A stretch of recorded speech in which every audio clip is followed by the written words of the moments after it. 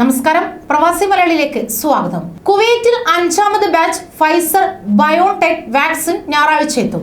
ഇനിയുള്ള എല്ലാ ആഴ്ചകളിലും ഷിപ്മെന്റ് നടത്താമെന്ന് ഫൈസർ ബയോടെക് കമ്പനി കുവൈറ്റ് ആരോഗ്യ മന്ത്രാലയവുമായി ധാരണയായിരിക്കുന്നു. ഇതോടെ രാജ്യത്തെ വാക്സിനേഷൻ ദൗത്യം വേഗത്തിലാക്കാൻ സാധിക്കും. നേരത്തെ ഫൈസർ കമ്പനി വാക്സിൻ ഉൽപാദനം താൽക്കാലികമായി നിർത്തിവെച്ചത് കുവൈറ്റ് ഉൾപ്പെടെ രാജ്യങ്ങളിലെ കുത്തിവയ്പ് ദൗത്യത്തെ മന്ദഗതിയിലാക്കിയിരുന്നു.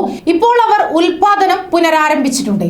15 കുത്തിവയ്പ് കേന്ദ്രങ്ങൾ കുവൈറ്റ് ആരോഗ്യ മന്ത്രാലയം തയ്യാറാക്കിയിട്ടുണ്ട്. രാജ്യത്ത് ആദ്യമായി ഇറക്കുമതി ചെയ്ത കോവിഡ് വാക്സിൻ ഫൈസർ ബയോടെക് ആണ്. ഫൈസർ വാക്സിൻ മറ്റു വാക്സിനുകൾക്ക് സമാനമായി ചെറിയ പാർശ്വഫലങ്ങൾ ഉണ്ടാവുമെന്നും അത് അപകടകരമല്ലെന്നും ആരോഗ്യ വിദഗ്ധർ പറയുന്നുവെങ്കിലും ഇതുവരെ കുവൈറ്റിൽ ആർക്കും വാക്സിൻ പാർശ്വഫലം റിപ്പോർട്ട് ചെയ്തിട്ടില്ല. 10 ലക്ഷം ഡോസ് ഫൈസർ, 17 ലക്ഷം ഡോസ് മൊഡേണ, 30 ലക്ഷം ഡോസ് ഓക്സ്ഫോർഡ് ആസ്ട്രസെനിക്ക എന്നീ വാക്സിനുകളാണ് കുവൈറ്റ് ഇറക്കുമതി ചെയ്യാൻ ധാരണയായിട്ടുള്ളത്. ഡിസംബർ 27 രാജ്യത്ത് പ്രതിരോധ കുത്തിവയ്പ് ആരംഭിച്ചത്.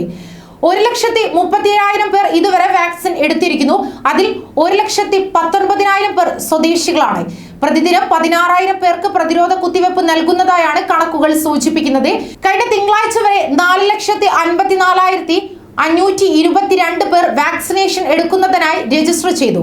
അതേസമയം കുവൈറ്റിൽ ഭാഗികമായോ പൂർണ്ണമായോ കർഫ്യൂ ഏർപ്പെടുത്തുന്നത് സംബന്ധിച്ച് ഇതുവരെ തീരുമാനമെടുത്തിട്ടില്ലെന്ന് സർക്കാർ വക്താവ് താരിഖ് അൽ മസ്റഫ് വ്യക്തമാക്കി.